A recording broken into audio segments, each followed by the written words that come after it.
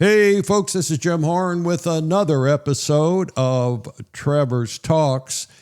And this item came up really after the major agenda item on the South Airport Steering Committee, and it's regarding the Beitner Bridge. One of the defining frustrations, in my opinion, in local government is watching a problem get announced as solved. It's all done, only to find it lingering really for months or years later. And that appears to be exactly where Grand Traverse County finds itself with the Beitner Bridge. A county commissioner, and that's County Commissioner Andrews, is pressing for accountability tonight, recalling an early press conference where officials said the design was ready and a replacement was just 6 to 7 months away.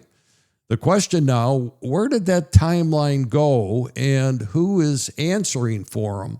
So let's listen to Commissioner Andrews here. I recall an early press conference saying, look, we've already designed it, we're ready to go. Good news, folks. We knew Beitner Bridge had to be replaced and we got a plan already. And it'll be about 6-7 months, I think is what Mr. Watkins told us, Manager Watkins at the time. Where are we?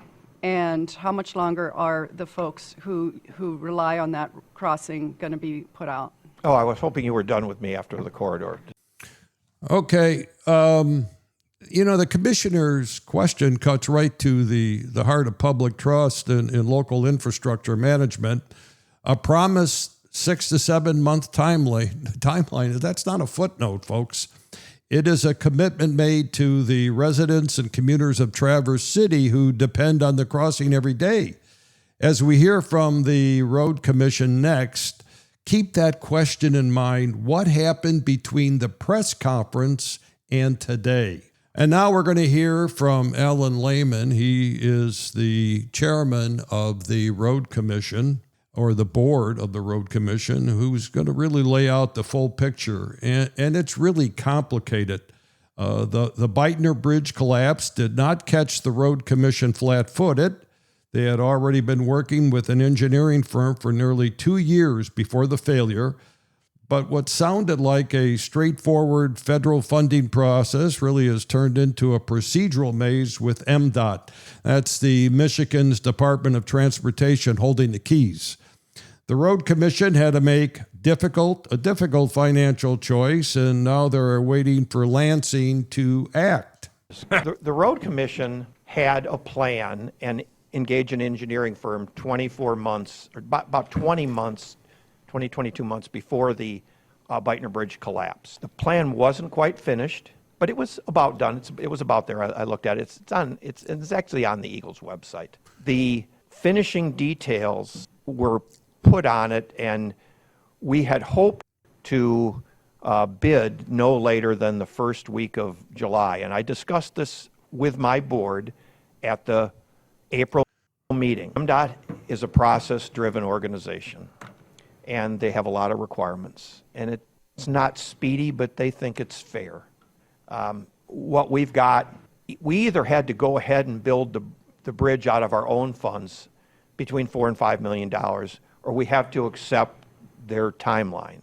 Okay, so what Mr. Lehman is talking about here is they want to go out for bids on July 1st so they can complete the project in the 6 or 7 months that they talked about in various social media, etc.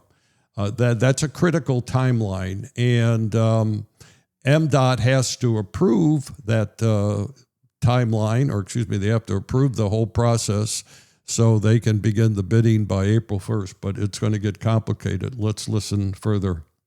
And we debated it and said, well, $4 million extra dollars is a lot of money. They've already been working with us. Let's stay within the process and try to expedite that along.